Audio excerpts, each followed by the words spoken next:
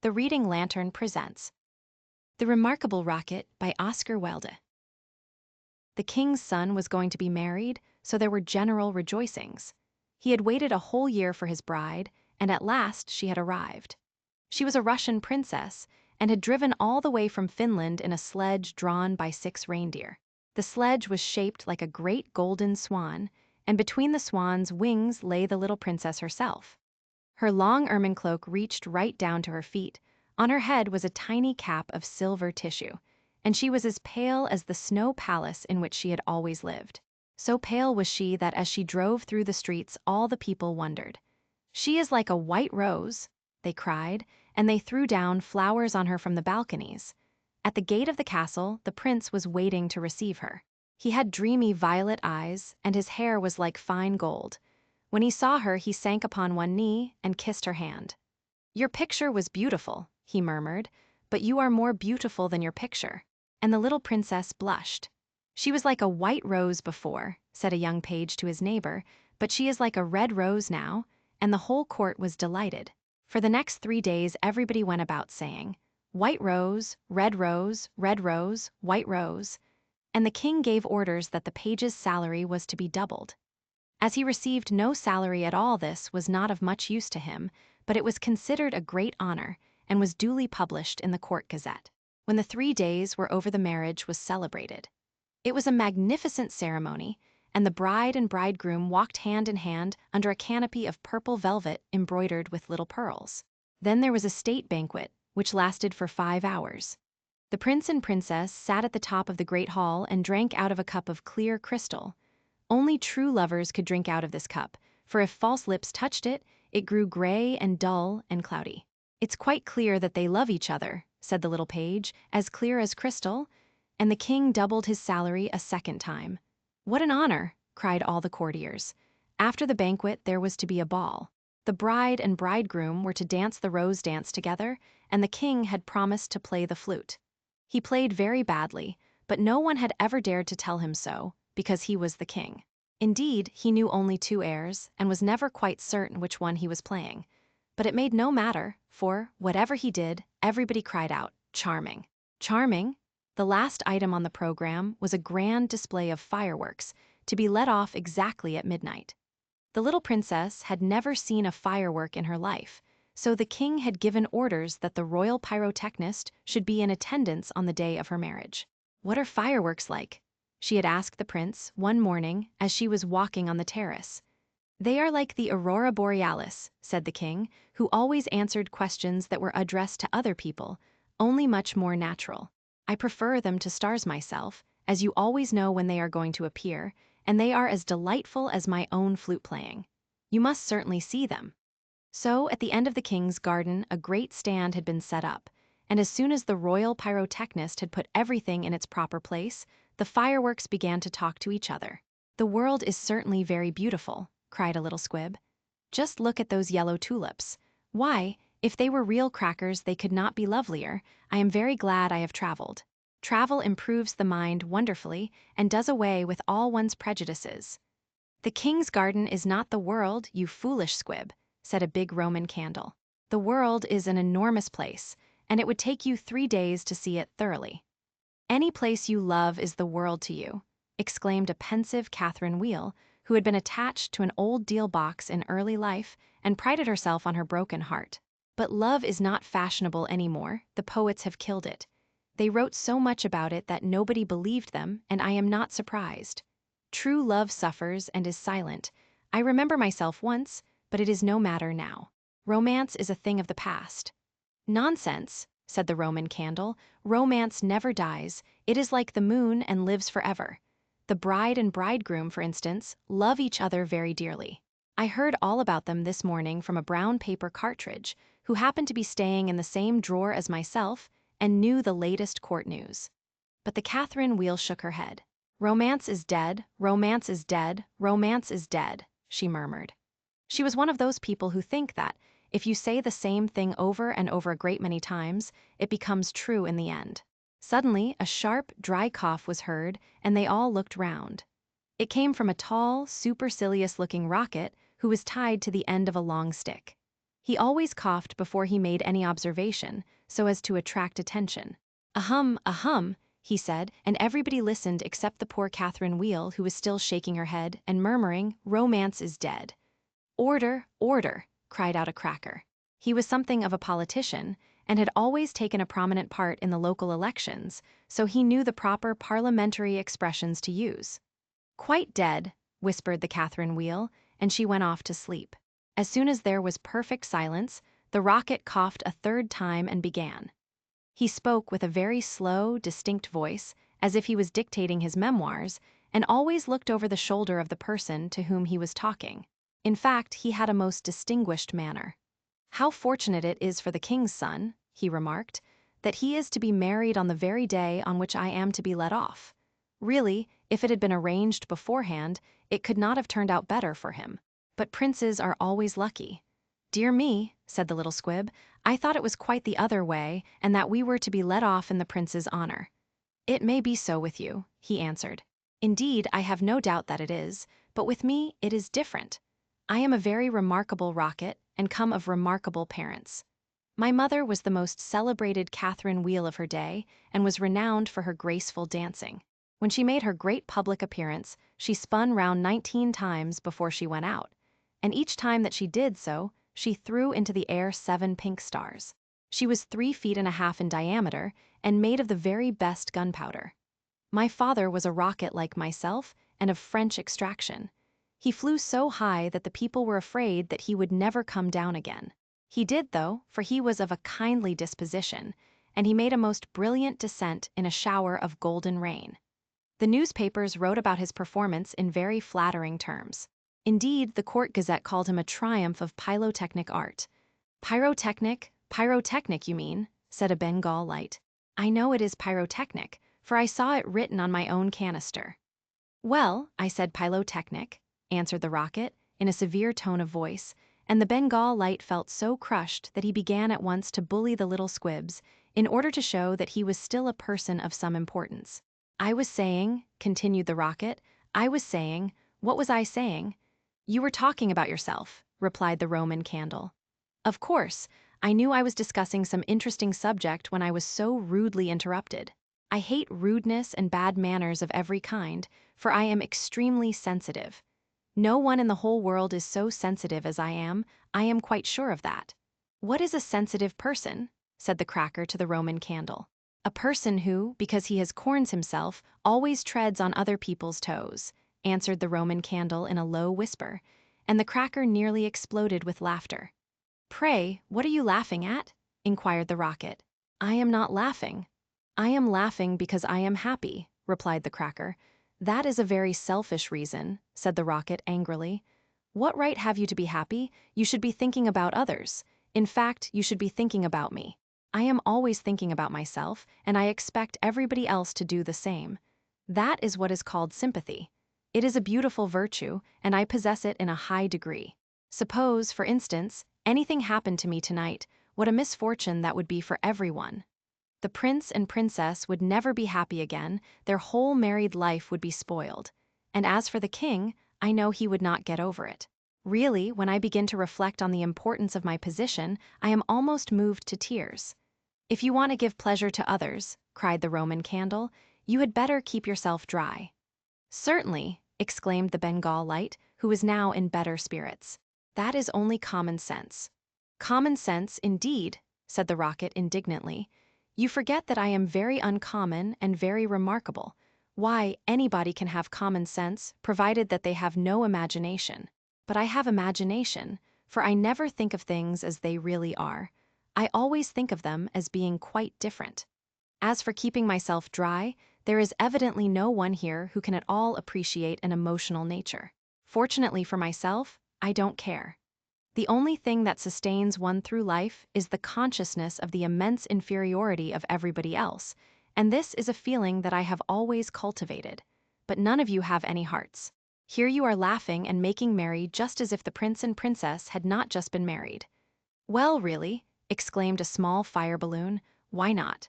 It is a most joyful occasion, and when I soar up into the air I intend to tell the stars all about it. You will see them twinkle when I talk to them about the pretty bride."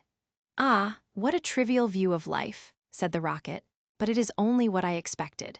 There is nothing in you, you are hollow and empty. Why, perhaps the prince and princess may go to live in a country where there is a deep river, and perhaps they may have one only son, a little fair-haired boy with violet eyes like the prince himself. And perhaps someday he may go out to walk with his nurse. And perhaps the nurse may go to sleep under a great elder tree, and perhaps the little boy may fall into the deep river and be drowned. What a terrible misfortune. Poor people to lose their only son, it is really too dreadful, I shall never get over it. But they have not lost their only son," said the Roman candle. "No misfortune has happened to them at all." "I never said that they had," replied the rocket. "I said that they might. If they had lost their only son, there would be no use in saying anything more about the matter. I hate people who cry over spilt milk, but when I think that they might lose their only son, I certainly am very much affected." "You certainly are," cried the Bengal light. "In fact, you are the most affected person I ever met." "You are the rudest person I ever met," said the rocket, "and you cannot understand my friendship for the prince." "Why, you don't even know him," growled the Roman candle. "I never said I knew him," answered the rocket. "I dare say that if I knew him I should not be his friend at all. It is a very dangerous thing to know one's friends." "You had really better keep yourself dry," said the fire balloon. "That is the important thing." "Very important for you, I have no doubt," answered the rocket, "but I shall weep if I choose." And he actually burst into real tears, which flowed down his stick like raindrops, and nearly drowned two little beetles, who were just thinking of setting up house together, and were looking for a nice dry spot to live in. "He must have a truly romantic nature," said the Catherine Wheel, "for he weeps when there is nothing at all to weep about." And she heaved a deep sigh, and thought about the deal box. But the Roman candle and the Bengal light were quite indignant, and kept saying, "Humbug, humbug," at the top of their voices. They were extremely practical, and whenever they objected to anything they called it humbug. Then the moon rose like a wonderful silver shield, and the stars began to shine, and a sound of music came from the palace. The prince and princess were leading the dance. They danced so beautifully that the tall white lilies peeped in at the window and watched them, and the great red poppies nodded their heads and beat time. Then 10 o'clock struck, and then 11, and then 12, and at the last stroke of midnight everyone came out on the terrace, and the king sent for the royal pyrotechnist. "Let the fireworks begin," said the king, and the royal pyrotechnist made a low bow and marched down to the end of the garden. He had 6 attendants with him, each of whom carried a lighted torch at the end of a long pole. It was certainly a magnificent display. Whiz, whiz, went the Catherine wheel as she spun round and round. Boom, boom, went the Roman candle. Then the squibs danced all over the place, and the Bengal lights made everything look scarlet. "Goodbye," cried the fire balloon as he soared away, dropping tiny blue sparks. Bang, bang, answered the crackers, who were enjoying themselves immensely. Every one was a great success except the remarkable rocket. He was so damp with crying that he could not go off at all. The best thing in him was the gunpowder, and that was so wet with tears that it was of no use. All his poor relations, to whom he would never speak, except with a sneer, shot up into the sky like wonderful golden flowers with blossoms of fire. "Huzzah, huzzah!" cried the court, and the little princess laughed with pleasure. "I suppose they are reserving me for some grand occasion," said the rocket. "No doubt that is what it means," and he looked more supercilious than ever. The next day the workmen came to put everything tidy. "This is evidently a deputation," said the rocket. "I will receive them with becoming dignity," so he put his nose in the air, and began to frown severely as if he were thinking about some very important subject. But they took no notice of him at all till they were just going away. Then one of them caught sight of him. "Hallo!" he cried, "what a bad rocket!" and he threw him over the wall into the ditch. "Bad rocket, bad rocket," he said as he whirled through the air. "Impossible! Grand rocket, that is what the man said. Bad and grand sound very much the same, indeed they often are the same," and he fell into the mud. "It is not comfortable here," he remarked, "but no doubt it is some fashionable watering place, and they have sent me away to recruit my health. My nerves are certainly very much shattered, and I require rest." Then a little frog, with bright jeweled eyes and a green mottled coat, swam up to him. "A new arrival, I see," said the frog. "Well, after all there is nothing like mud. Give me rainy weather and a ditch, and I am quite happy. Do you think it will be a wet afternoon? I am sure I hope so, but the sky is quite blue and cloudless. What a pity. Ahem, said the rocket, and he began to cough. What a delightful voice you have, cried the frog. Really, it is quite like a croak, and croaking is of course the most musical sound in the world. You will hear our glee club this evening. We sit in the old duck pond close by the farmer's house, and as soon as the moon rises we begin. It is so entrancing that everybody lies awake to listen to us. In fact, it was only yesterday that I heard the farmer's wife say to her mother that she could not get a wink of sleep at night on account of us. It is most gratifying to find oneself so popular. Ahem, said the rocket angrily. He was very much annoyed that he could not get a word in. A delightful voice, certainly, continued the frog. I hope you will come over to the duck pond. I am off to look for my daughters. I have 6 beautiful daughters, and I am so afraid the pike may meet them. He is a perfect monster, and would have no hesitation in breakfasting off them. Well, goodbye, I have enjoyed our conversation very much, I assure you. Conversation, indeed, said the rocket. You have talked the whole time yourself. That is not conversation. Somebody must listen, answered the frog, and I like to do all the talking myself. It saves time and prevents arguments. But I like arguments, said the rocket. I hope not, said the frog complacently. Arguments are extremely vulgar, for everybody in good society holds exactly the same opinions. Goodbye a second time, I see my daughters in the distance. And the little frog swam away. You are a very irritating person, said the rocket, and very ill-bred. I hate people who talk about themselves, as you do, when one wants to talk about oneself, as I do. It is what I call selfishness, and selfishness is a most detestable thing, especially to anyone of my temperament, for I am well known for my sympathetic nature. In fact, you should take example by me. You could not possibly have a better model. Now that you have the chance, you had better avail yourself of it, for I am going back to court almost immediately. I am a great favorite at court. In fact, the prince and princess were married yesterday in my honor. Of course you know nothing of these matters, for you are a provincial. There is no good talking to him, said a dragonfly, who was sitting on the top of a large brown bulrush. No good at all, for he has gone away. Well, that is his loss, not mine, answered the rocket. I am not going to stop talking to him merely because he pays no attention. I like hearing myself talk. It is one of my greatest pleasures. I often have long conversations all by myself, and I am so clever that sometimes I don't understand a single word of what I am saying. Then you should certainly lecture on philosophy, said the dragonfly, and he spread a pair of lovely gauze wings and soared away into the sky. How very silly of him not to stay here, said the rocket. I am sure that he has not often got such a chance of improving his mind. However, I don't care a bit. Genius like mine is sure to be appreciated some day, and he sank down a little deeper into the mud. After some time, a large white duck swam up to him. She had yellow legs and webbed feet and was considered a great beauty on account of her waddle. Quack, quack, quack, she said. What a curious shape you are. May I ask, were you born like that, or is it the result of an accident? It is quite evident that you have always lived in the country, answered the rocket, otherwise you would know who I am. However, I excuse your ignorance. It would be unfair to expect other people to be as remarkable as oneself. You will no doubt be surprised to hear that I can fly up into the sky and come down in a shower of golden rain. I don't think much of that, said the duck, as I cannot see what use it is to anyone. Now, if you could plow the fields like the ox, or draw a cart like the horse, or look after the sheep like the collie dog, that would be something. My good creature, cried the rocket in a very haughty tone of voice, I see that you belong to the lower orders. A person of my position is never useful. We have certain accomplishments, and that is more than sufficient. I have no sympathy myself with industry of any kind, least of all with such industries as you seem to recommend. Indeed, I have always been of opinion that hard work is simply the refuge of people who have nothing whatever to do.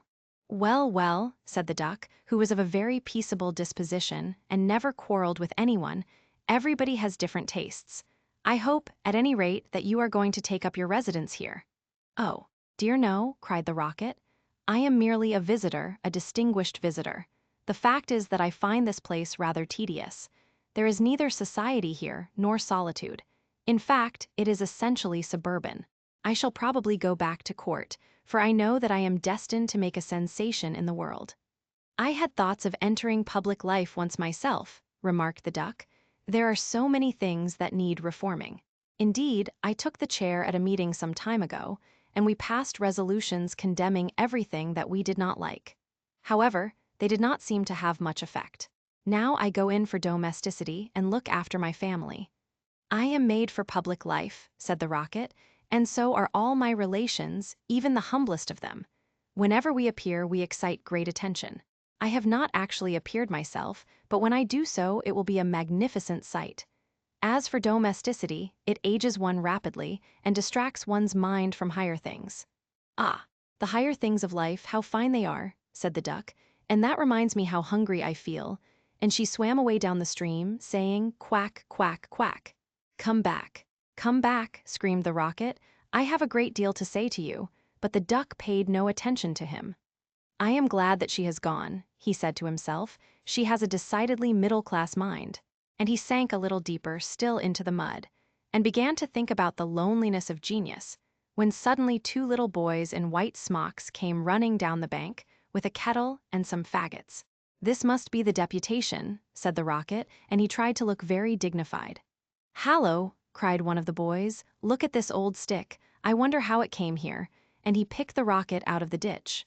"Old stick," said the rocket. "Impossible. Gold stick," that is what he said. "Gold stick is very complimentary. In fact, he mistakes me for one of the court dignitaries." "Let us put it into the fire," said the other boy. "It will help to boil the kettle." So they piled the faggots together and put the rocket on top and lit the fire.